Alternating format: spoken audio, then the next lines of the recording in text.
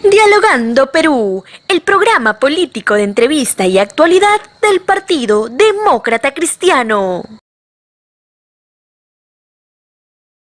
Bienvenidos a Dialogando Perú, el programa de entrevistas y actualidad política del Partido Demócrata Cristiano. Hoy día nos visita el ingeniero Luis Vázquez Medina, presidente del Instituto Schiller, capítulo peruano, quien también ha sido catedrático en universidades del Perú y del extranjero. Es director para el Perú de la revista internacional de análisis político y económico Executive Intelligence Review. Ingeniero Luis Vázquez Medina, bienvenido a Dialogando Perú. Muy buenas tardes. Su saludo para nuestros televidentes, por favor. Bueno, el gusto es mío. Muchas gracias por invitarme. Estoy a su disposición. Ingeniero, el tema que nos ocupa hoy es el tema del narcotráfico y en su relación con el Estado. Quisiéramos preguntarle directamente, ingeniero, ¿cuál es la vinculación que se observa en esos tiempos, no solamente en el Perú, sino también en otras partes del mundo, si es que acaso fuera en el Perú, entre el narcotráfico y el Estado? Bueno, fíjate, decir en el Perú y en Iberoamérica en general, o hablar de la vinculación narcotráfico y política, realmente casi es sinónimo, porque el narcotráfico es un poder real, del cual no se habla mucho, que pone presidentes, tiene parlamentarios, es un poder que maneja buena parte de la economía, y hablamos de toda esta economía ilegal, negra, que suma un poder económico casi comparable al poder económico productivo del continente. Entonces, pues no estamos frente a cualquier cosa, ¿no? Estamos frente a un poder económico y político muy grande. Ahora, fíjate, yo quisiera comenzar esto de el análisis del narcotráfico y su relación con la política, hablando del concepto fundamental, en nuestro caso, de las drogas y de la cocaína, que es mal entendida y revela la ignorancia o la errónea concepción que se tiene sobre la economía y por lo tanto sobre el crecimiento de la misma. Fíjate, cuando hablamos de riqueza de un país, cuando hablamos del PBI o algún otro indicador económico, ¿de qué estamos hablando? Generalmente se entiende, y ese es el problema, de izquierda y de derecha, de la economía liberal, de Adam Smith y Ricardo, que, ¿no?, como origen, y de la economía marxista. El problema es que estamos hablando de dinero, es decir, que la expresión de la riqueza de un país, de la riqueza de las naciones, es el dinero. Y esto es un error completo. Y el concepto y el punto de las drogas y del narcotráfico lo revela inmediatamente. A todo el mundo, si se le pregunta, oye, ¿la coca tiene valor? Diría en cualquier tipo sano, aplicando el sentido común simplemente sano, diría no. Obviamente la coca es negativo, destruye las capacidades cognitivas, culturales, destruye a jóvenes, aquí y en todo lado, ¿no? Pero si tú lo ves desde el aspecto en que lo ven lamentablemente los economistas y lo que hace en base a este concepto la política económica, diría no, pues es un sector que produce un tipo de negocio que produce mucha ganancia. Entonces es muy valioso para la sociedad. De hecho, como te decía, los sectores de izquierda y de derecha, las concepciones de izquierda y de derecha mantienen esto. Si uno pregunta a Milton Friedman, un ultraliberal, ¿no? Él tiene un artículo en el Heritage Foundation, en la revista, donde dice explícitamente que es un negocio como cualquier otro. A PPK, cuando fue al acuerdo, a los acuerdos que firmaron con Santos, entre Colombia, la República de Colombia y las FARC, uno de los carteles más grandes de narcotráfico en el mundo, ¿no es cierto?, que hasta ahora se mantiene, firmaron un acuerdo a PPK es un poco senil, se le escapó la declaración y está en la prensa y uno lo revisa. Pero bueno, ¿qué tanto el problema que hay, ¿no?, de hacer un acuerdo de paz con un negocio de narcotráfico? Total, son empresarios como cualquier otro. Eso explica muchas cosas después del trato que le dieron a PPK, lo desecharon, pero el asunto es que por ese lado y por el lado de la izquierda, si uno lo ve a Evo Morales y lo ve hablando de los modernos, ¿no? Claro. Si ve a Venezuela actualmente, etcétera, y si ve todo el movimiento cocalero en todo el continente, uno si ve, está bregando con la izquierda, ¿no?, con Sendero, con las FARC, etcétera, se están basando en el asunto de revalorizar la coca, ¿no? Y esto tiene que ver con la destrucción que se ha hecho, con la guerra cultural que se ha hecho contra nuestras naciones, específicamente contra Perú, ¿no? Hablando de las bondades de la coca, que en esta entrevista quisiera ahondar más al respecto. Por supuesto, ingeniero. Usted ha mencionado tres aspectos: el político, el económico y de pasada también mencionó el aspecto social. Nos hemos enfocado un poco en el aspecto político, ¿no? En el aspecto económico, aunque también hemos tocado el político. Me gustaría que nos comentara un poco sobre la estructura del narcotráfico al interior de cada estado, de los estados en América Latina sobre todo, ¿verdad? Porque cuando hablábamos hace un momento de la penetración grande de estos narcotraficantes en los estados, estamos refiriéndonos básicamente al continente latinoamericano, ¿verdad? Porque no pasa pues en Estados Unidos, no pasa en Canadá, aunque son los mayores consumidores, los norteamericanos. Claro, fíjate, hablando de Iberoamérica y de los carteles y del negocio de la cocaína, y que básicamente comienza fundamentalmente en los Andes, y Perú y Bolivia, y fundamentalmente Perú, es decir, producimos la mejor cocaína del mundo, señor. Es decir, tenemos ya lamentablemente en estos momentos digamos, el ranking número 1 de producción de cocaína, ¿no? Es la más apreciada por todo el narcotráfico internacional, es la que más vale en los mercados europeos, norteamericanos, etc.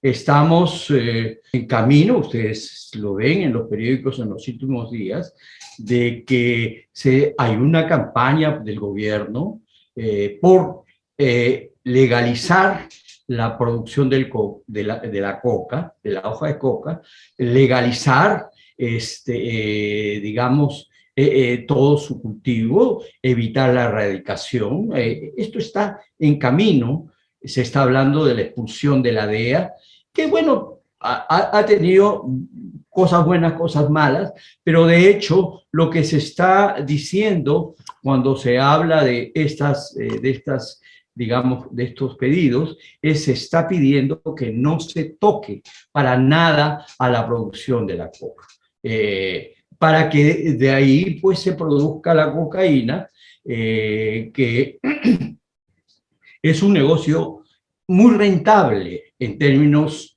en los términos que hablaba antes, ¿no? Dinero, de dinero. En eso quería incidir, ingeniero. Ganancia ficticia para todo el sistema, no solamente para Perú. Es decir, para todo el sistema. Y el sistema es bien, bien interesante, fíjate tú, porque no es solamente el cartel, que ya hay, aquí ya tenemos el cartel mexicano asentado, ¿no? Buena parte en el BRAE, pues está el cartel el que fue del Chapo Guzmán. Pero entonces este negocio, ¿no? Que comienza acá en Perú, vamos a poner el caso peruano, que es estamos hablando de nuestra patria, ¿no? Que comienza en los Andes, dejando miserias para el cocalero, los mismos que están ahorita bloqueando la carretera transcontinental, ¿no? Que están levantando masas, que han dado votos para este gobierno, que lo dieron para Humala también, ¿eh? Acuérdate. Humala sí, fue un pacto con estos cocaleros. Tuvo parlamentarios, y ahí ven ya las conexiones con, políticas del narcotráfico. Tuvo parlamentarios ligados a los carteles, ¿no? Directos, ligados a los... Ya. Entonces, estos carteles llevan la coca vía Venezuela, vía México, etcétera, lo introducen en Estados Unidos, también lo llevan a Europa, etcétera.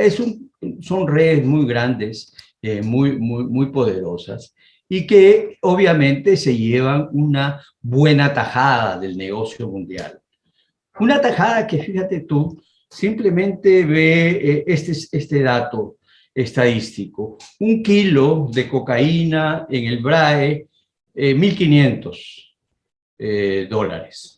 Es decir, después de ahí se paga todo, ¿no es cierto? Los propios cocaleros, claro, a la gente que pisa, todo el trasiego de insumos, que es tremendo, ¿no? Es decir, el Perú no... ¿cómo no podemos controlar la llegada de los precursores de la cocaína a esa zona? No se puede, es decir, aparentemente, no se puede. Ahora lo tiene la SUNAT, la agencia menos capacitada para bregar con esto.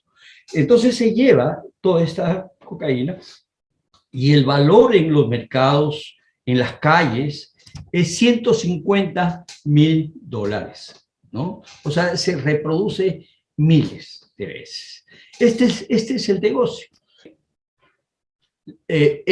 Los verdaderos dueños del negocio son los bancos internacionales, ¿ok? Es el banco... A ver, simplemente contésteme la pregunta. ¿Por qué George Soros le da plata a la Comisión Andina de Juristas de García Sayán, que dicho sea de paso fue una institución creada por el MI6 británico, o sea, por la inteligencia británica? Y él mismo lo dijo.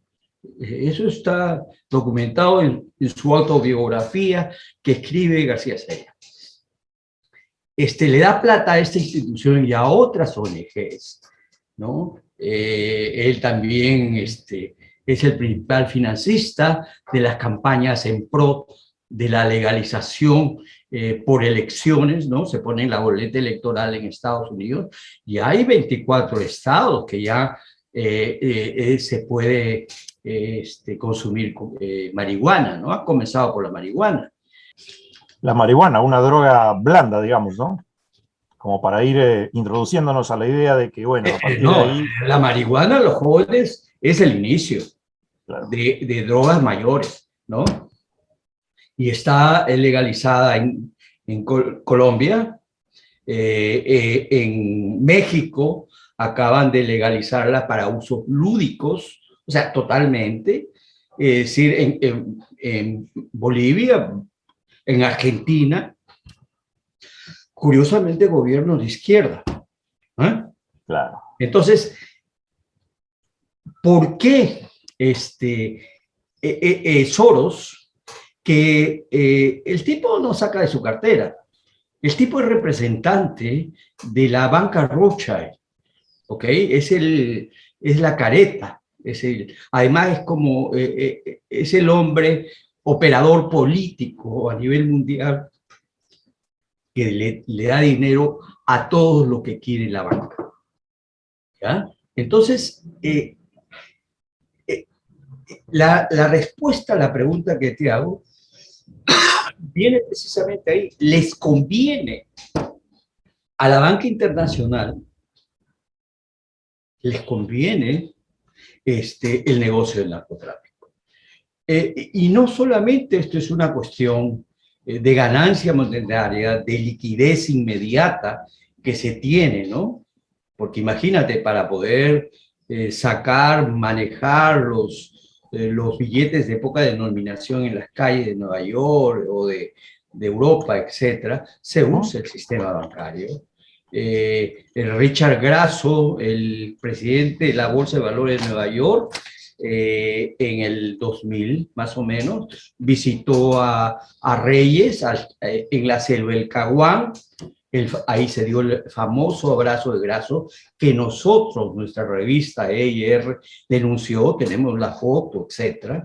Nosotros sacamos un libro, fíjate, acá te lo enseño, Narcotráfico S.A., ¿no? Que fue un libro muy famoso porque, y muy importante en la pelea contra el narcotráfico, porque con este libro nosotros rompimos el silencio cómplice que había en los investigadores, etcétera, en general, que no hablaban de la relación de la banca, de la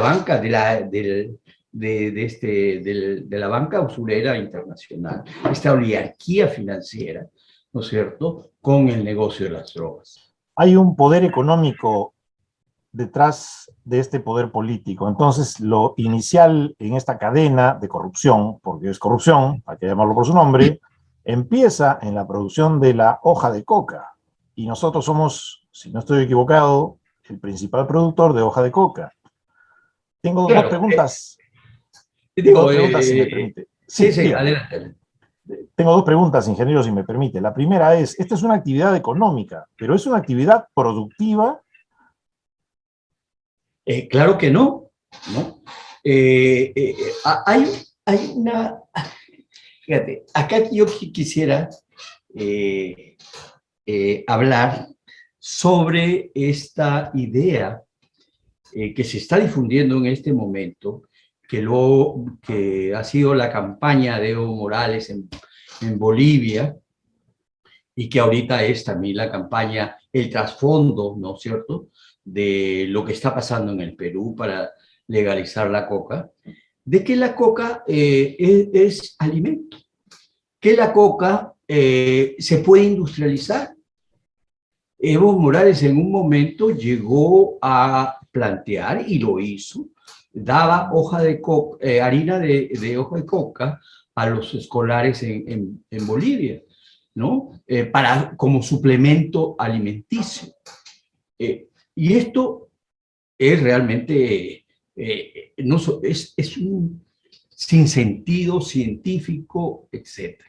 Es un fraude completo. No hablemos de las otras aplicaciones, digamos, hacer pasta de dientes en base a hoja de coca, son ridículas, ¿no? El asunto es destruir el concepto de que la coca es alimento. Y esto, fíjate, tiene una base, ellos se basan, ¿no?, en un estudio muy famoso que se hizo en 1979 por la Universidad de Harvard. Harvard, precisamente. Harvard, el famoso informe Harvard. Evo Morales lo cita, el propio Chávez, Hugo Chávez, chachando coca frente a cámaras junto con Evo Morales, dijo, bueno, hasta Harvard lo dice, pues, la hoja de coca es alimento. Y entonces ¿Cuál es el fraude de Harvard? El fraude de Harvard es que es un estudio supuestamente científico, donde analizan los componentes de la hoja de coca y los comparan con con 40 otras especies alimenticias del mundo, ¿no? Con los granos de maíz, etc. Bueno, ponen una serie de... Y entonces comienzan a analizar cuál es su composición, cuántas vitaminas tiene, cuántos minerales tiene, cuánto de proteínas tiene, etcétera, etcétera, etcétera. Y concluyen pues que la coca es uno de los primeros y entonces es un alimento. Y ahí termina, ¿no? Y han hecho de eso una selección de artículos y de libros fundamentando esto, que la coca es alimento. Y esto es un error porque el asunto es, como lo han demostrado mucha otra gente, lo han demostrado peruanos, ¿no? Emilio Valdizán, por ejemplo, en su tiempo lo demostró. Y en un experimento muy sencillo se puede demostrar de que si bien contiene minerales, vitaminas, etc., como cualquier otra planta, tú vas a la planta de tu jardín y comienzas a hacerle un análisis químico, obviamente vas a encontrar también vitamina C, etcétera, etcétera, ¿no? El asunto del proceso alimenticio para el humano radica en que ese contenido de proteínas, de alimentos, minerales, etcétera, puedan ser o estén en condiciones y en una forma tal que permitan ser, digamos, absorbidas por el organismo humano. Para extremar y para aclarar esto, la correa que uno tiene, la correa de cuero de vaca, que uno tiene en el pantalón, tiene proteínas, pero tú no te vas no puedes alimentarte en base a correa. Por supuesto. No lo puedes absorber, ¿no es cierto? Entonces, en ese caso, esto tú no puedes concluir de que simplemente la presencia de algo signifique Y hay un experimento que siempre hay que decirle a toda esta gente que dice que la coca es alimento, y se han hecho esos estudios, y que lo puede hacer cualquier estudiante de pregrado, de bioquímico, de química, etcétera, en cualquier laboratorio, es alimentar, por ejemplo, a ratas en base solamente a hoja de coca, a harina de coca. Y lo que y esto se encuentra, y esto se puede repetir en el experimento, que si tú solamente le das eso, al poco tiempo muere, y muere de un problema hepático. Se ha encontrado en todos los casos, muere con un problema hepático. Si tú le quitas a esa harina, que se puede hacer, ¿no?, el ingrediente de la cocaína, y le dejas los demás productos, ves que la rata adelgaza, casi se pone muy mal, pero claro, no se afecta el hígado. En todo caso, todo es una propaganda malintencionada, ¿no? Es malintencionada que se usa. Correcto, Entonces, correcto. no se puede industrializar a la... ¿Cuál considera usted que es el valor cultural, social, que se le adjudica a la hoja de coca? Este valor que se dice que es ancestral, ¿no? ¿Qué valor tiene esto realmente? El asunto es que, como tú dices, la hoja de coca se ha puesto como la hoja sagrada del imperio, ¿no? El imperio de los incas. Prácticamente se identifica mucha gente, pensadores supuestos, que hablan de que es la esencia misma de nuestra nación, de nuestra cultura, ¿no? Parte de nuestra Esto identidad. es un error completo. completo.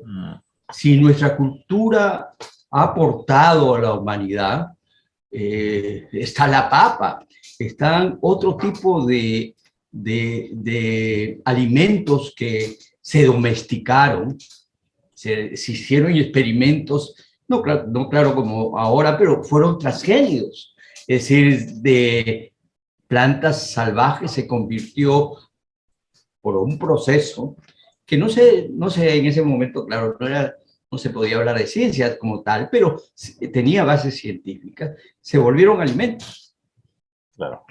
Ahora, entonces, pero la coca, ¿qué cosa es? Y esto, y me baso en Garcilaso, el que tengo acá el libro, el primer peruano, el gran peruano. Es decir, todo lo que ha venido después, hasta Max Hernández, ¿no? Que es del Instituto Stade, es un esfuerzo por destruir lo que dijo Garcilaso. Garcilaso dijo que sí se usaba la coca, sobre todo para hacer el ámbito de obraje, es decir, para las grandes obras, construir los andenes, etcétera, en zonas muy difíciles, etcétera, donde había pues mucho frío, etcétera. No había tecnología, no teníamos tecnología en ese momento, y se tenía que usar este estimulante, pero que se reservaba a ritos, a cuestiones religiosas, etcétera, ceremonias, y en general se prohibía, él dice, se prohibía generalmente el consumo de coca entre los. Pero con la llegada de los españoles hubo un proceso que nadie, en lo que yo he leído, y yo soy, no de hobby, sino de gusto, de historiador, he escrito algunas obras de historia sobre Perú, no he visto que nadie analice correctamente este asunto. Lo que pasó es que al principio los españoles y la iglesia sobre todo, en el primero y en el segundo concilio, esto se puede ver, hubo un rotundo ataque al uso de la hoja de coca. Incluso se prohibió que se consuma la coca. Se le vinculaba a todas estas formas religiosas paganas, anticristianas, etcétera, anteriores al cristianismo en el Perú. Y claro, se decía que es obra del diablo esta supuesta beneficios, que quita el hambre, que quita el dolor, etcétera, ¿no? Que es lo que produce este bienestar artificial que produce la hoja de coca. Pero esto duró muy poco. Digamos, las necesidades del imperio español, sus conexiones con la banca internacional, estoy hablando de Carlos V, Felipe II, es decir, los Habsburgo, que eran, digamos, los principales clientes de la banca de los Fugger, de los Bardi, ¿no es cierto? Esa banca, ¿no? Que exigía el pago, etcétera, que financiaba, que eran en última instancia los que se quedaron con los beneficios económicos, ¿no? Con la plata, el oro, etcétera, finalmente. Háganse una pregunta a ustedes: ¿por qué el mejor chocolate del mundo es suizo? ¿Qué tiene que ver Suiza con los chocolates? Porque se traía de México, del Caribe, de acá también se producía, etcétera, se llevaba allá, y pues debería haber sido España, ¿no? Para haber hecho buen chocolate. Pero eso era parte del pago que se daban a la banca de otro lado. Entonces, igual con el oro y la plata, esto exigía, ¿no? Avanzada la colonia, inmediatamente exigía un mayor grado de saqueo. Y cuando vino Toledo, 1570 aproximadamente, el 80 fue virrey, ¿no? Vino, hizo una cosa fundamental. Primero, fue todo su trabajo organizativo, supuestamente él era un buen organizador, ¿no? Burocrático, etcétera, hasta urbanista y cosas de eso. Eso no hay que quitarle, digamos, esas cualidades, pero fundamentalmente él era un agente de las finanzas de la banca, de las finanzas del reino de los Habsburgo para la banca europea. Y sabía que se tenía que incrementar la explotación de oro y plata de las colonias. Y eso es lo que hizo. ¿Y cuál era el punto ahí fundamental? Dos cosas eran. Él permitió y fundó el obraje la mita minera, ¿ok? El tipo visitó, fíjate, es increíble lo que hizo. Visitó Huancavelica y llevó el conocimiento de la SOGE, de este proceso por el cual, usando el mercurio, tú puedes separar la plata, ¿no? Y después lo quemas, lo que se hace hasta ahora, ¿no? Lo quemas, evaporas el mercurio y te quedas con la plata, ¿no? Ese proceso de explotación. Él fundó Huancavelica, hizo la ciudad para eso. Se había recién descubierto minas de mercurio en Huancavelica. Él después fue hasta Potosí y en Potosí arregló toda lo que él llamó la mita minera, ¿no? Y permitió que los encomenderos mandaran a su gente a esta mita minera. Y esto, fíjate, fue fundamental, porque antes de Toledo se tenía que pagar al indígena, se le pagaba en dinero, o sea, poco, ¿no? Pero se le pagaba para sacar pues la plata, ¿no? En condiciones terribles, obviamente, la minería a esas alturas, ¿no?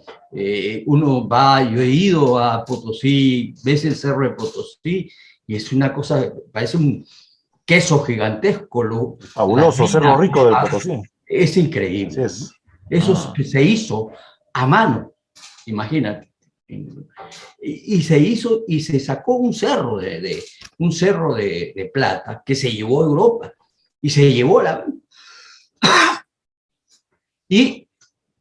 pero antes de Toledo se pagaba en dinero, el salario era en dinero. Entonces con eso se compraba alimentos, etcétera, el peruano indígena, ¿no? O los trabajadores, ¿no? Claro. Pero con él se permitió que se pagara parte en coca y parte en dinero. Y ahí fue todo. Y ahí comenzó todo. Y esto se refrendó posteriormente en las leyes de Indias. Porque las leyes de Indias tienen cosas muy buenas, dicen de las 8 horas, etc.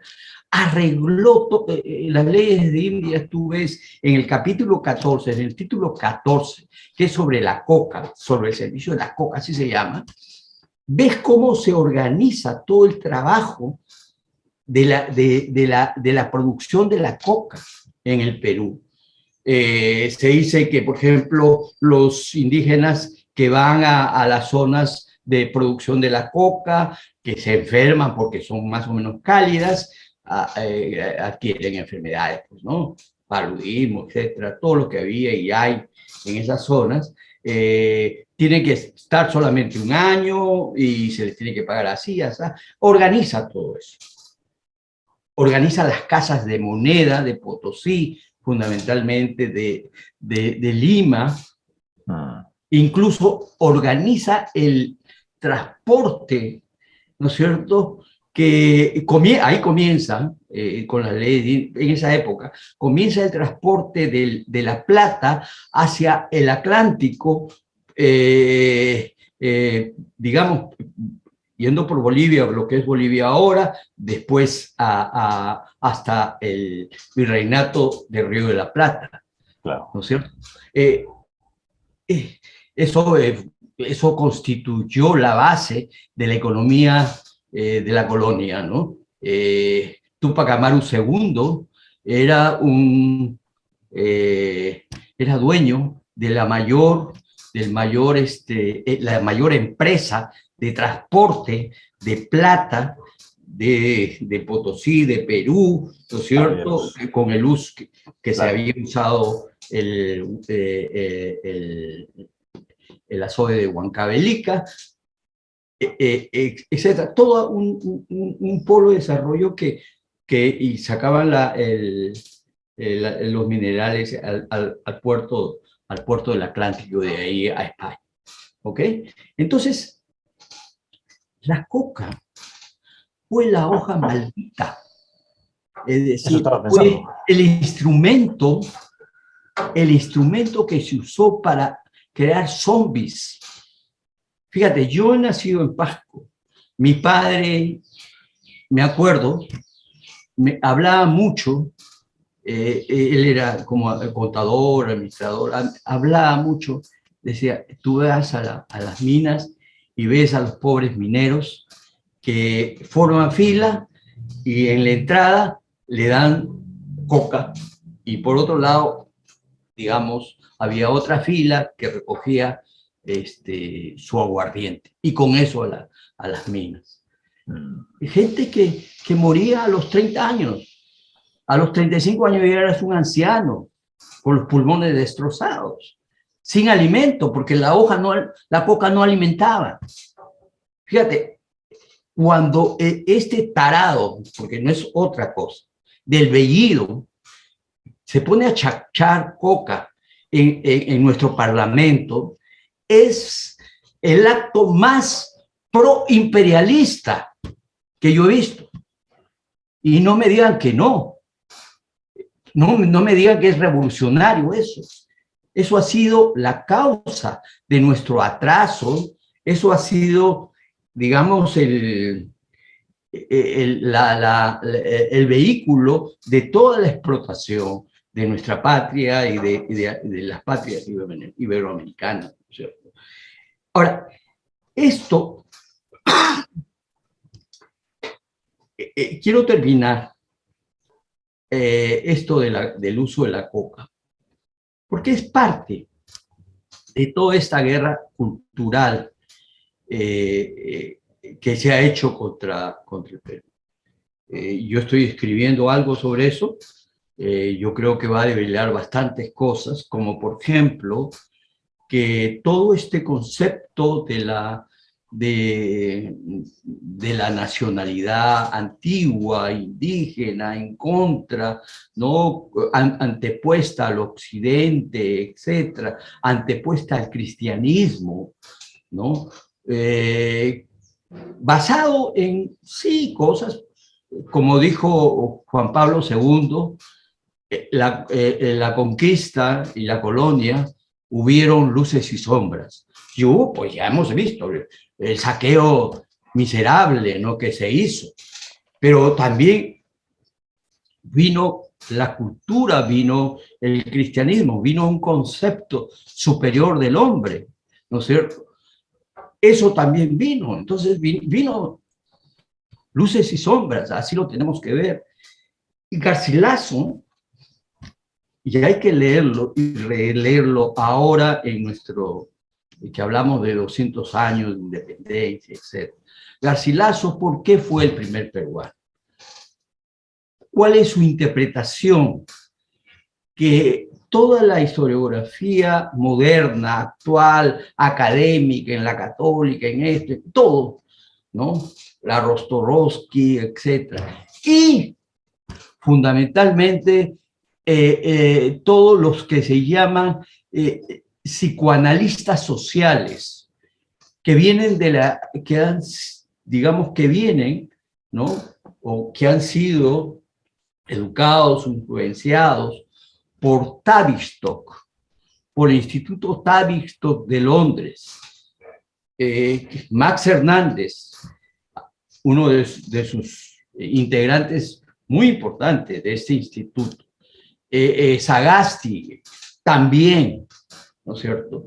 ¿Qué es Tavistock? Tavistock es actualmente un instituto que provino de la sección de guerra psicológica, ¿no?, del ejército británico. Reunió después psiquiatras, todos freudianos, ¿no? Todos pensando de que el concepto, o partiendo de que el concepto fundamental del ser humano es que piensan con lo de abajo, ¿no es cierto?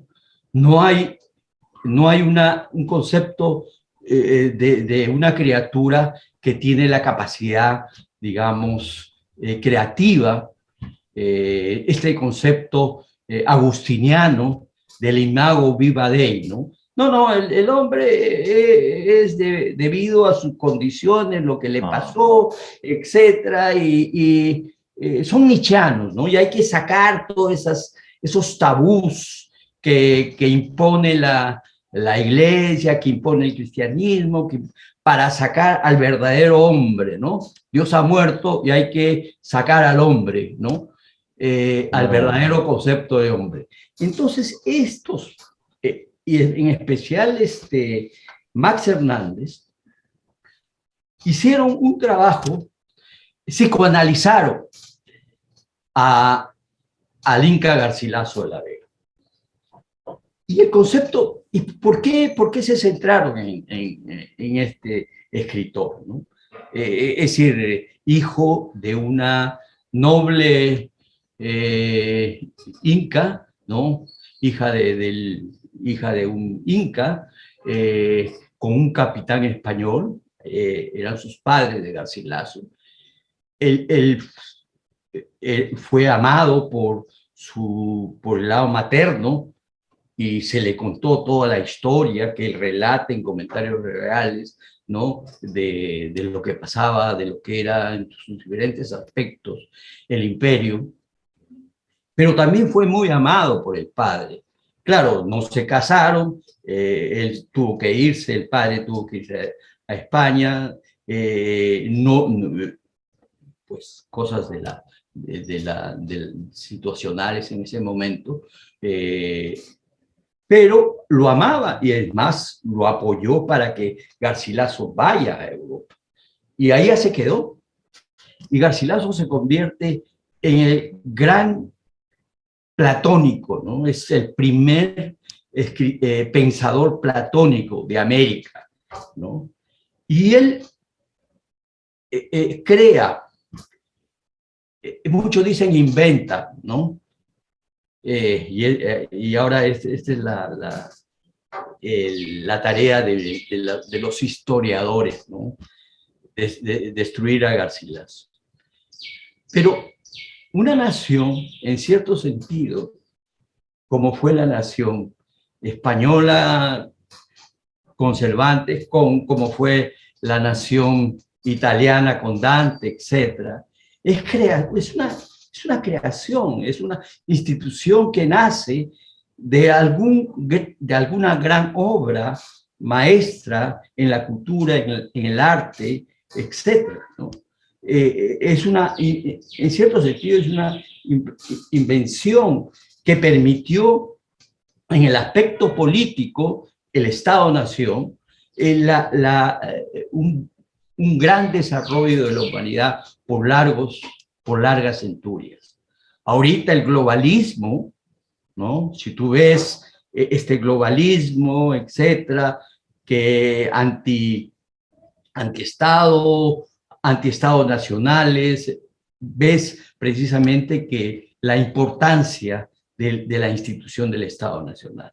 Entonces, para Garcilaso, el Estado Nacional peruano, el Perú, además que él nos da el nombre, Perú tenía otras formas que le decían había diferentes denominaciones para el virreinato peruano, pero él le llama Perú. Entonces, él nos pone el nombre incluso, ¿no? Dice, lo que ha pasado acá es que el imperio incaico, como le contaban sus tíos, sus abuelos, etc., tuvo un proceso civilizador, ¿no? Comenzó a hacer un imperio y a comenzar a destruir todas las idolatrías, fundamentalmente antihumanas, ¿no? Por ejemplo, el canibalismo, los sacrificios humanos, etc. Entonces fue como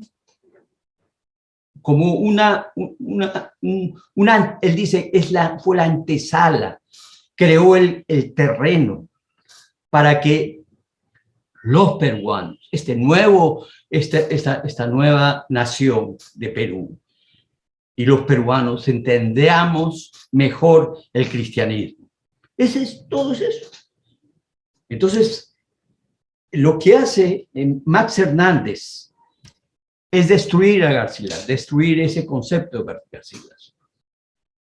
Y esto es también la función de la antropología, ¿no? Que es bien interesante, bien pura gnosticismo, masonería, todas las redes, incluso nazis. Nazis Interesante. que han Ingeniero. hecho la antropología peruana. Max Hernández, aquí quiero redondear y parar. Max Hernández agarra y dice, no. Dice, el problema de Garcilaso, ¿no? Que tenía tales cualidades, era alto, no sé, pero fundamentalmente es que vive con el trauma de la violación de la madre indígena, inca, por el español salvaje, ¿no? Y ese trauma, porque los psicoanalistas estudian los sueños, meten drogas para ir a sacarte esos traumas, ¿no? Y supuestamente curarte, ¿no?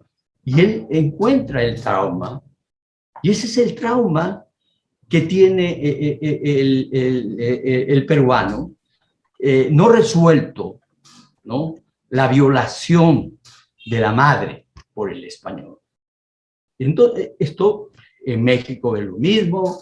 Yo he trabajado en la UNAM varios años, he leído algo bastante sobre esto, algo y bastante, ¿no? Porque muy apasionado esto, y tienen por ahí también ha calado ese es el trauma. Ahí, claro, no, porque los aztecas eran abiertamente una cultura de muerte, ¿no? Pero, así es. Bueno, Ingeniero, entonces, sí, adelante. Quería entonces, a ver, resumir un poco lo que hemos estado conversando, porque nos hemos explayado sobre varios temas. Tenemos la parte económica, y bueno, queda claro que la producción de la hoja de coca es una actividad económica, produce dividendos, evidentemente, pero no es una actividad productiva. Por otro lado, tenemos la ligazón esta que existe entre este poder económico que luego se traduce en poder político, ¿no? Llegan a los gobiernos, no digamos al gobierno de ningún país en específico, digamos a los gobiernos, porque ocurre en toda América Latina, es el área parece endémica de esto. Y por otro lado, además está el costo social, asociado, digamos que amparado bajo el paraguas de lo ancestral, de lo tradicional, ¿no? Sin embargo, esto nos está costando a nosotros como nación, nos está costando el abandonar una hoja que, como ya usted lo señaló, no es una hoja bendita, sino todo lo contrario, es una hoja maldita. Esta hoja que permite la producción de la cocaína. Hay datos comprobables por cualquiera que quiera interesarse en este tema, datos comprobables sobre el uso de la hoja de coca en el Perú. 9 de cada 10 hojas de la hoja de coca se destina a la producción de cocaína. Ahí no hay nada de ancestral, no hay nada que tenga que ver con el tema de producción, productividad. Producción para el Perú, productividad para el trabajador, no hay nada de eso. Tenemos un costo social alto que estamos pagando. hay un peligro de que nos convirtamos en un peligro inminente, digo, de que nos convirtamos en un narcoestado en estos momentos, en este panorama. Fíjate, claro que sí, claro que sí. Eh, pero yo quisiera, aparte de lo que ya se sabe, las relaciones acá internas de Perú Libre con una sinfín de gentes asociadas a este negocio, manejando los propios, a los pobres cocaleros, ¿no? Como sus bases políticas, etc. Yo creo que hay un peligro, eh, eh, digamos, más grande y que nadie está teniendo en cuenta. El peligro viene de afuera. Las fuerzas, llamemos del unimundismo, las fuerzas del globalismo que constituyen, ¿no? El poder, digamos, que ha manejado el mundo, por lo menos de los 70 para acá, que incluso a los Estados Unidos lo ha convertido en el gigante tonto de sus intereses, ¿no? Que no es ese el papel de los Estados Unidos históricamente, ¿no? Los Estados Unidos fue la primera gran revolución republicana contra el Imperio Británico, exitosa en el mundo, que hizo un gran desarrollo industrial y dio bienestar y felicidad a su pueblo, ¿no? Y claro, ha habido momentos, ¿no? Donde ha habido mucho agente británico, ¿no? Que los ha asociado de nuevo a ese papel cómplice, digamos, del Imperio Británico. Hoy día, el complejo militar industrial norteamericano, junto con las corporaciones, junto con la banca, con Wall Street, ¿no? Etcétera. Este es el poder mundial que está llevando el mundo, lamentablemente, a una situación, digamos, que después de esta epidemia va a reventar, ¿no? En términos de una crisis terrible, porque no se está tocando. Entonces, fíjate, ¿esto qué tiene que ver con la cuestión de la coca en el Perú, concretamente? Esta gente que ha venido apoyando, que los Rothschild apoyaban trajeron a Evo Morales aquí en el Perú en los 80 y a una serie de dirigentes cocaleros le daba dinero, campañas en pro de la legalización, etcétera, etcétera. ¿Qué ha decidido, yo creo? Ha decidido que va a empujar seriamente la toma, ¿no es cierto?, de los países de Iberoamérica, que tienen relación fundamentalmente con la producción de cocaína. Y se está viendo, ¿no?, que las campañas de la legalización, como dije antes, han avanzado terriblemente en los últimos meses. En México se ha vuelto legal el consumo de marihuana. Igual en Colombia, lamentablemente, el presidente actual colombiano hace unas semanas acaba de decir de que Colombia se va a convertir en un país que va a exportar, que va a ser el primer exportador mundial de marihuana de un tipo, ¿no? Porque hay varios tipos, de un tipo de marihuana en el mundo, ¿no? Fernández en Argentina acaba de decir lo mismo. Ya no hablemos de Bolivia ni lo que se está haciendo acá. Entonces hay una campaña global, ¿no es cierto? Y un apoyo global a esto. Y ese es el peligro. Nosotros tenemos que defender a nuestra nación, ¿no? Porque si bien, como tú dices, es un negocio, ese negocio no nos deja nada. ni siquiera dinero, porque se lo llevan. ¿Cuánto y cómo viven esta pobre gente del BRAE? Cualquier gente, ahí vas y encuentras niñas que se prostituyen por 3 soles, 2 soles. Es terrible, y eso es el peligro que está pasando. Uno va al norte de México, ¿no? Juárez, Tijuana, esas zonas donde no hay Estado y son los narcos, los diferentes carteles, bandas, etcétera, que llegan a una ciudad y dicen, bueno, esta es para mí, ¿no? Agarran a las mujeres como quieran, saquean. Es decir, no hay Estado. La destrucción del Estado Nacional, entonces, pasa por la defensa de esto de que no podemos permitir que se legalice la coca. Tenemos que defender, ¿no es cierto?, el convenio del 61 de las Naciones Unidas, que lo hicieron fundamentalmente médicos peruanos, ¿no? Toda la sustentación fue hecha por Gutiérrez, por Ricketts, el padre de Patricio Ricketts, el médico, que fue médico leía también, y Noriega, médicos que hicieron la fundamentación, que explicaron los conceptos que antes estaba yo hablando, de que no es alimento, no trae nada. Claro, viene un antropólogo de acción y que hay muchos, y hay muchas investigaciones, muchos libros, y le preguntan al campesino, oye, ¿cómo te va con la coca? Muy bien. ¿Te quita el hambre? Sí. ¿No? Entonces es alimento, ¿no? Es alimento. Y hace su libro, dice, la coca, el mejor alimento del mundo. Ni hablar. Ingeniero, este circuito, ¿cómo lo rompemos? Pareciera que estamos ante una nueva guerra del opio, ¿no? Una nueva guerra del opio, una guerra imperialista. Finalmente, el vehículo es la hoja de coca, podría haber sido otro, como en el pasado lo fue la amapola a partir de la cual se producía el opio.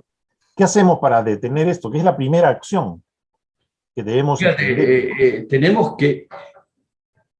Hay un problema. Y fíjate, voy a ser muy claro. Y voy a decir nombres. Y todo me lo achacan a mí. Yo lo estoy diciendo. El problema es que, bueno, está bien. Ahí está Patria Libre, Cerrón, Bermejo, todas estas gente abiertos, agentes del narcotráfico y de los carteles. ¿Ya? Eso ni vuelta que dar, es decir, son y punto, ¿no? Pero hay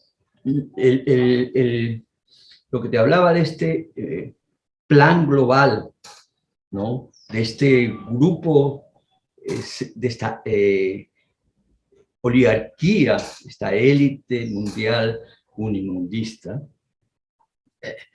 le ha echado ojo a Perú. Y yo me di cuenta inmediatamente con la campaña de Hernando de Soto. Y no es casual que él se haya, que bueno, en el gobierno de Fujimori, él tenía digamos, su estrategia fue la alianza de Perú, del Estado peruano, con el narcotráfico en contra de Sendero, ¿no? Claro, eso no funcionó. Funcionó otra estrategia. Los militares no a mí me lo han contado, lo he estudiado. Fue cuando se comenzó a construir carreteras, escuelas, postas médicas en los pueblos, y se comenzó a bregar realmente. Cuando se metió al Estado, donde no había Estado, y se sacó a Sendero de ahí. Y se terminó, digamos, la capacidad de Sendero de su control sobre el campo. Entonces, tuvo que venir a la capital, y ahí se le dio el mate final militarmente, pero no culturalmente, ¿no? Entonces, él cuando vino con la idea, con esa idea que tiene, de darle, de darle cierta formalidad a los títulos de propiedad, digamos, de todo tipo, ¿no? Fundamentalmente de la vivienda, de los campesinos, de las comunidades, de los mineros ilegales. Y porque decía, él lo dice, ¿no? El problema es que no tienen títulos, hay que formalizarlos. Pero formalizarlos ¿para qué? Según él, para poder, reunidos esos los títulos de propiedad, crear otros papeles y poder ser presentados a fondos de inversión, ¿no? Él ha dicho, sin que nadie lo mande al manicomio, yo quiero unir, así lo ha dicho, está en la prensa, yo quiero unir al campesinado, a los mineros ilegales, a los caleros, con Wall Street. Ahí está el capital. Para él, el capital no es construir ferrocarriles, crear ciencia, tecnología, ingenieros, capacidad de producción. Esa que es la verdadera riqueza de la nación, ¿no? Nuestra capacidad que tenemos de producir cosas útiles, ¿no? Satisfactores, ¿no? Lo que se llama que eleven el nivel de vida en general de la población, nuestra capacidad de sobrevivir ahora y darle sobrevivencia a nuestras futuras generaciones. Eso no es para él el capital. El capital son los papeles, el dinero. Y si uno ve su récord, desde Malcolm Milking, que es su mentor, hasta el último que trajo, Phil Gramm, el hombre que destruyó la ley Glass-Steagall en Estados Unidos, que además desreguló los mercados de futuro en el 2000, te estoy hablando de 2002, él desreguló el mercado de futuros, de derivadas, de energía, inmediatamente vino el problema de la Enron, acuérdate tú, ¿no? Y cualquier economista sabe, incluso Stiglitz, cosas, gente que no es de mi preferencia, pero que ha dicho, porque es obvio, que esa forma de regulación que se hizo por este señor produjo la crisis del 2008, ¿no? Entonces, vinieron para eso. No es casual que el tipo esté andando con los cleros, que esté andando con Durán. Bueno, eso es, digamos, el asunto en nuestros países. Entonces hay una especie de alianza, ¿no? Entre esta, o mejor dicho, la banca internacional los usa como instrumentos para expandir su negocio, para expandir su influencia, sus intereses en nuestros países. A la izquierda, a los movimientos hasta guerrilleros, polpotianos, como el caso de Sendero, y también tiene cantidad de parlamentarios, prensa, etcétera, etcétera. Y bueno, entonces hay una parte política que es clave, ¿no? Que yo creo que con esto contesto un poco tu pregunta. Ya hemos visto que tiene varios aspectos el problema porque es un problema realmente de la producción de la hoja de coca en el Perú. Tenemos el problema económico, el político derivado de aquel, el problema social. Ahora queda el aspecto cultural. Y mencionábamos hace un momento de que esto parece ser el inicio de una nueva guerra del opio. ¿Es esto una manera de suavizar el problema de la coca, de presentarlo de un modo que la población lo acepte? Esto de presentarlo como un elemento cultural de la vida del peruano promedio. ¿Es verdad que nosotros los peruanos consumimos hoja de coca en grandes cantidades? ¿La necesitamos? Bueno, fíjate, eso está demostrado, es decir, del 100% de la producción de hoja de coca, el 98% y más va para el narcotráfico. Es más, el consumo de la hoja de coca está disminuyendo a medida de la urbanización. Por ejemplo, los migrantes que vienen a la costa dejan de mascar coca, de chachar coca, Ajá. que dicho sea de paso, el chacheo de coca, de la inyección de coca o del aspirado de la cocaína, ¿no es cierto? Es una cuestión solamente de dosis, ¿no? Eso, hay gente, tengo datos, ¿sí? Citas que hablan concretamente de eso, ¿no? Es decir, cuando tú chacheas coca, o sea, mascas coca, le sacas el jugo, tu proceso digestivo hace las veces que del laboratorio, digamos, ¿no? Extrae los ingredientes y fundamentalmente la coca. Y eso es lo que te quita el hambre, te quita el cansancio, etc. Fíjate, aparte de esta parte cultural, todo está entrelazado. Déjeme hablar un poco de Aldous Huxley. Ustedes han leído, todo el mundo ha leído un libro que se llama New World, Viva el nuevo orden, algo así se traduce, ¿no? Donde crea una sociedad distópica, ¿no? Utópica.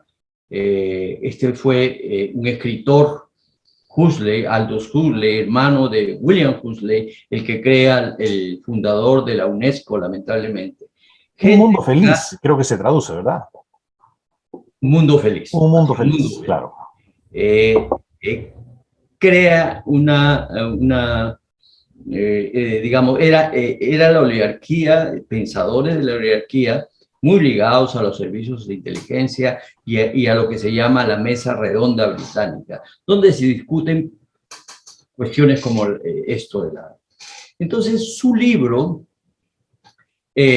habla de esta sociedad donde hay un pequeño grupo de oligarcas, de gente que controla el resto a través de varios medios, a través de un ministerio de la verdad, es decir, donde se escribe las noticias, se escribe la historia, se reescribe al otro día según las conveniencias políticas, etcétera, etcétera. Y se usa el SOMA, que el SOMA, y esto lo dijo Aldous Huxley, que vino a Perú, estuve en México.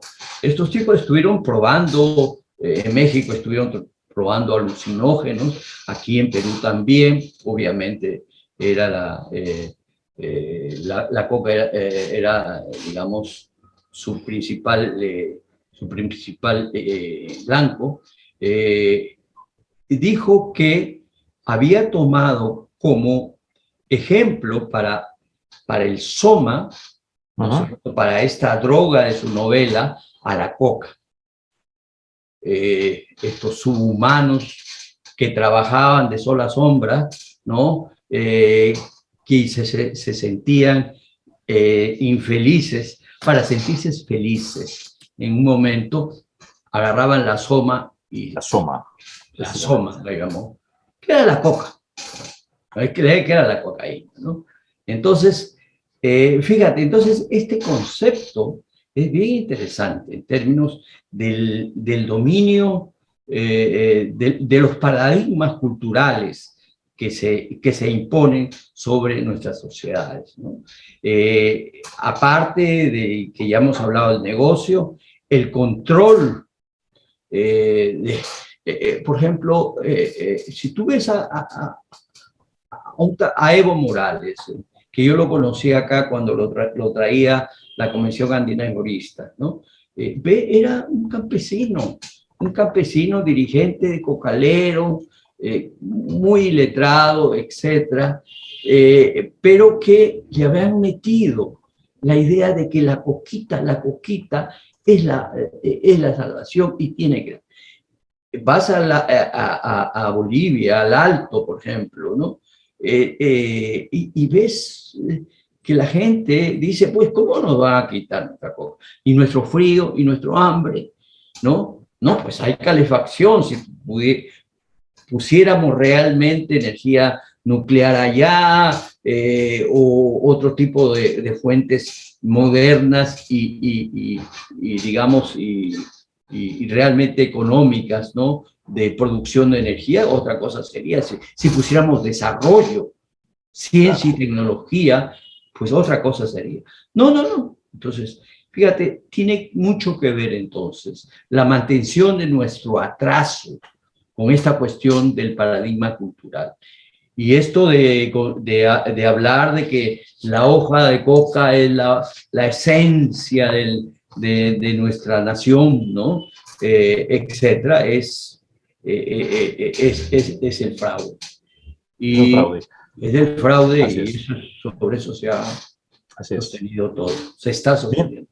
hay un aspecto final que no hemos tocado, ingeniero Vázquez, que es el aspecto de la salud pública. ¿Cuál es el efecto para el consumidor de la hoja de coca? No hablemos de la cocaína, que es un derivado que ya sabemos que se consume mayormente en países, principalmente en países, en otros países, ¿no? En Estados Unidos, en Europa. Yo voy a poner un solo caso un solo ejemplo para esto, de salud. Fíjate, de las costumbres, lamentablemente, que utilizan acá los choferes interprovinciales para poder manejar más de lo permitido, del tiempo permitido, más de 8 horas, etcétera, no duerme 2 días, etcétera, para evitar el cansancio, es que chacha, sobre todo bueno, estoy hablando, yo lo he visto, lo vi, oye, ¿qué estás haciendo? Chachando, me dice, ¿no? Casi me bajo del hombre, ¿no? Esos ómnibus interprovinciales usan, y ves tú simplemente revisando el índice de accidentes que hay en las carreteras. En Perú es una cosa impresionante la cantidad de accidentes fatales, de número de muertos, es altísimo en comparación. Este es uno de los efectos, ¿no? Ahora, eso está bajando y como te digo, el consumo tiende a bajar.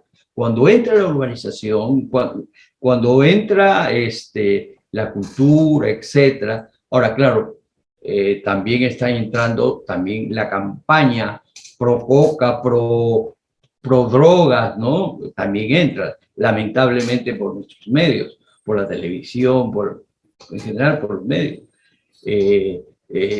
Pero eso está bajando. Y los efectos, fíjate, la única utilidad que tiene la coca, la única utilidad, es una parte farmacéutica ya bien estudiada, claro, e industrializada, ¿no? Porque tiene varios alcaloides, tiene no solamente la cocaína, etcétera, tiene varias sustancias que se han podido destilar, extraer. Cuando te sacan la muela, te están usando cocaína, no cocaína, están usando un derivado de la hoja de coca, ¿no? Para que no te duele, analgésico, ¿no? Y eso es útil, y esto lo ha hecho.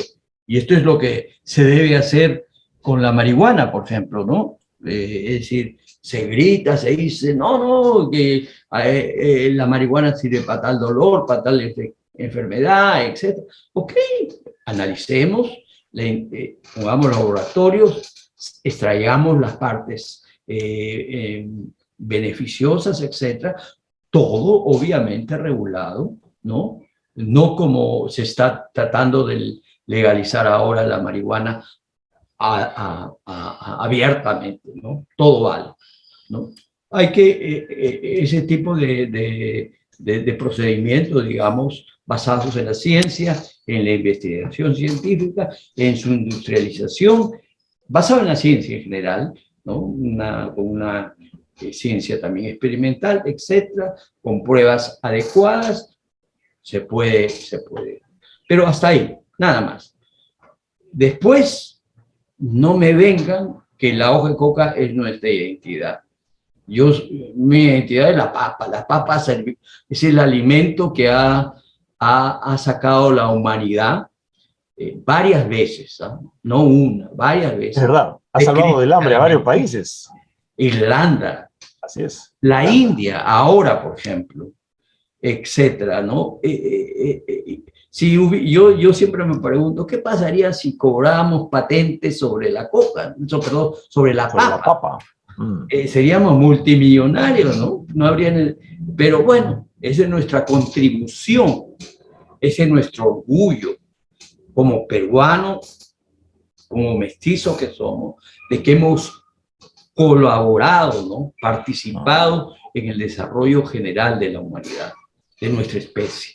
Son caminos totalmente opuestos. Mientras la papa ha salvado, como usted lo ha dicho, de la hambruna a países enteros, entre ellos Irlanda, por ejemplo, también ha ayudado a otros países contribuyendo con su alimentación en el África, ¿no? En Rusia, ¿no? Mientras que ese es el efecto que ha producido el consumo de la papa o patata, como le llaman en otros lugares. La coca no tiene ese efecto. La hoja de coca, me pregunto yo, ¿por qué no se usa masivamente o no se ha usado masivamente en los últimos tiempos, ¿no? Digo, si es tan buena. Sirve para paliar el hambre, sirve para curar muchas cosas. Aquí tengo una lista, ya que hablábamos hace un momento del estudio de Harvard, de los alcaloides naturales de la hoja de coca, están incluidos, esta lista está incluida en ese estudio, ¿no? Hay una larga lista, la pectina, la higrina, algunos reconocibles como la globulina, la quinolina, la conina, que era el anestésico del que usted hablaba, ¿no? Un anestésico poderoso, y se habla de otras propiedades nutricionales más de la hoja de coca. O sea, me parece un gran esfuerzo de todas estas instituciones para demostrar el valor nutritivo de la coca, cosa que no tuvo necesidad de hacerse sobre la papa. Y eso es curioso, ¿no? Es que no la tienen, simplemente, que son, es propaganda, no son investigaciones, es propaganda. Ese es el gran problema de la ciencia que tenemos, ¿no? Que cuando hablan, oye, tal científico, tal doctor, descubrió, en cierto sentido, es no propaganda, hay que estar muy cuidadosos, propaganda, ¿no? Y sobre la coca, todo lo que se diga en términos de que es bueno de alimentos, es bueno, falso, al contrario, es un engaña muchachos, engaña indígenas, engaña mineros, ¿no? Nos ha destruido. Y lo sigue haciendo. Uno lee a Baldizán, y voy a sacar un libro sobre esto, los nombres y las citas, etc. A López Albújar, por ejemplo, tiene un cuento sobre la coca, muy bonito. Dice, bueno, el indígena dice más o menos lo siguiente, es un asno con la coca. Orada la tierra, hace esto, hace el otro, ¿no? Ya es momento, dice, que este asno sea también humano. Humano, sí, es fantástico. El padre, ¿no? El padre del general que mató el MRT, el escritor. Claro. Sus cuentos son muy bonitos. Mata a Che, por ejemplo, contra el racismo. Sí.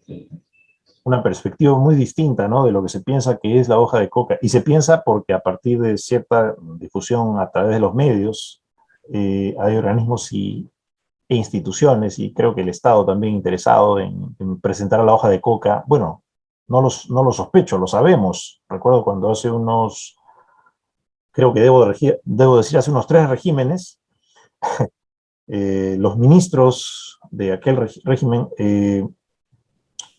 querían promover el consumo masivo de la hoja de coca. Por fortuna no ha funcionado. Ingeniero, este tema de la vinculación de la hoja de coca con la historia, la cultura, lo social en el Perú es muy extenso.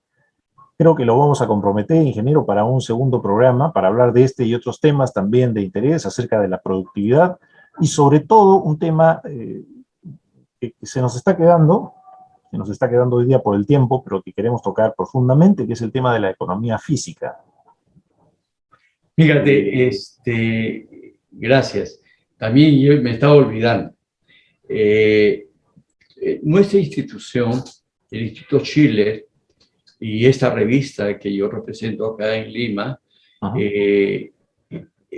fue fundada por el pensador y filósofo ya fallecido Lyndon LaRouche. Y Lyndon LaRouche escribió bastante sobre economía física. En cierto sentido, rescató la corriente anti-británica, anti-liberal y también antimarxista, ¿no es cierto?, en la economía. Él siguió la tradición de Leibniz, basado en el concepto del cardenal de Cusa, de que el hombre fundamentalmente es un ser diferente a un animal, ¿no? Y eso ya te dice mucho. Bentham decía que el hombre es una bestia parlante, nada más, ¿no? Que se guía por el dolor y el placer, nada más. Pero no, estamos hablando, cuando hablamos de economía, de un ser diferente, que tiene la capacidad creativa, que Dios nos ha dado esta cualidad para continuar su obra de la creación. Y por lo tanto no hay límites al crecimiento de nuestra población. Es decir, ahora más que nunca con esta pandemia y con lo que se viene y con todos estos momentos tan tormentosos de la humanidad, estamos en un punto donde todo esto está viéndose, ¿no? Estamos viviendo una etapa de crisis tremenda. Sobrarán gente, sobrarán personas, ¿no? Malthus habrá tenido razón. Bueno, la verdadera ciencia económica que trae LaRouche de esta gran tradición, que es una tradición muy larga, muy históricamente, pensadores, digamos, desde el cameralismo francés, Colbert, Federico Lisa en Alemania, etcétera, los que hicieron la Revolución Americana, Hamilton, Franklin, tenían una idea diferente de la economía, ¿no? No la de Smith y Ricardo. Ellos hicieron precisamente una revolución en contra de ese concepto oligarquico de economía basado en el concepto de que el hombre es una bestia, una mera bestia, ¿no? Entonces, LaRouche escribió un libro, que acá se los muestro, que se llama La ciencia de la economía cristiana. Y vamos a hacer un seminario creo que van a ser de 6 semanas. Pronto vamos a tener una idea de fechas y de contenidos concretos sobre esto de la ciencia de la economía cristiana. Desde sus fundamentos filosóficos hasta los conceptos ya de economía y de lo que realmente constituye las políticas de un gobierno de bien común, ¿no? De un gobierno donde el crecimiento no es simplemente la repartición de la riqueza, es fundamentalmente la creación de riqueza en base a políticas que hagan o que ayuden o que empujen, ¿no es cierto?, esta cualidad que todo ser humano, cualquiera sea su color, su raza, etcétera, lo tiene por ser humano, ¿no? Esto de la creatividad. Entonces, vamos a tener este seminario, los anuncios, y obviamente ustedes van a ser los primeros que vamos a convocar. Muchas gracias, ingeniero. Bien, queremos entonces, reitero, invitarlo para un próximo programa en donde tocaremos el tema de la economía física, pero tampoco vamos a dar por terminado el tema que nos ha ocupado hoy. Sus palabras de despedida, ingeniero. Fíjense, yo les agradezco. Realmente me parece que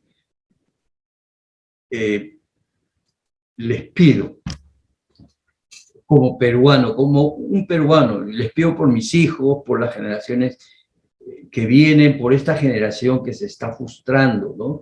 Los jóvenes, piensen ustedes en los chicos de 15, 16 años. Hay gente que dice que quiere irse o si puede, se están yendo del país. Viene el comunismo, viene esto, viene el otro, no hay estabilidad, esto ya se fue al demonio. Están viendo que su futuro terminó. La pobre gente incluso la gente humilde, ¿no? Más de sectores más digamos, marginales en términos económicos, también están sufriendo ya el hambre, ¿no? La subida de precios, etcétera. Estamos en una situación muy dramática. ¿Qué ha llevado a esto? ¿Por qué hemos caído en esta situación? Estamos obviamente peor si nos comparamos con otros países en América Latina, en una situación mucho más dramática. La crisis acá es más profunda. ¿Qué es lo que ha pasado? Y esto tiene que ver con la política. Y tiene que ver, por eso me dirijo a ustedes como partido político. Se tiene que crear un nuevo liderato, ¿no es cierto? Con ideas diferentes. Las demás han fracasado. ¿Ustedes creen que si llega digamos, a construirse ya como gobierno, como la gente de Perú Libre, va a sacar al país de donde está, va a generar desarrollo económico? No. Y por el otro lado, es cierto, ya hablando en frases entendibles, la derecha ha fracasado. Es decir, ha permitido condiciones, claro, obviamente no en general, pero es decir, no ha dado el liderato o el programa, ¿no es cierto?, que se necesita para sacar a nuestra patria del hoyo en que se encuentra. Necesitamos, pues, hacernos de nuevas ideas, abrir nuestra mente a nuevas perspectivas. Y yo creo que la filosofía cristiana ayuda en esto, porque inmediatamente los conecta con otro concepto de hombre diferente al que se usa, ¿no? O se mal usa, y que se mal ha usado en economía y en política y en general. Y yo les agradezco, colaboraré desde mi humilde perspectiva en todo esto, y espero pues que se constituya en ese liderato nacional que tanto hace falta, a corto plazo, no es decir, hay que formar, no puede ser solamente organización, etcétera. Hay mucha gente que está organizándose en este momento, sacando firmas. Está bien, eso es necesario, pero hay que formar líderes. Y esto pasa por un proceso educacional rápido, político. Muchas gracias, ingeniero Luis Vázquez Medina. Y amigos, aquí dejamos el programa de hoy en el que hemos tocado el tema de la vinculación del narcotráfico con el Estado. No necesariamente con el Estado peruano, sino con muchos estados en América Latina. y de cómo esto, como ya lo vimos con el ingeniero Vázquez en esta entrevista, constituye una especie de nueva guerra del opio. Sin duda, vamos a tener un siguiente programa, y como ya anuncié, y aceptó el ingeniero Vázquez generosamente, vamos a tratar también el tema de la economía física. Dejamos aquí el programa de hoy y les agradecemos, como siempre, por su sintonía. Muchas gracias.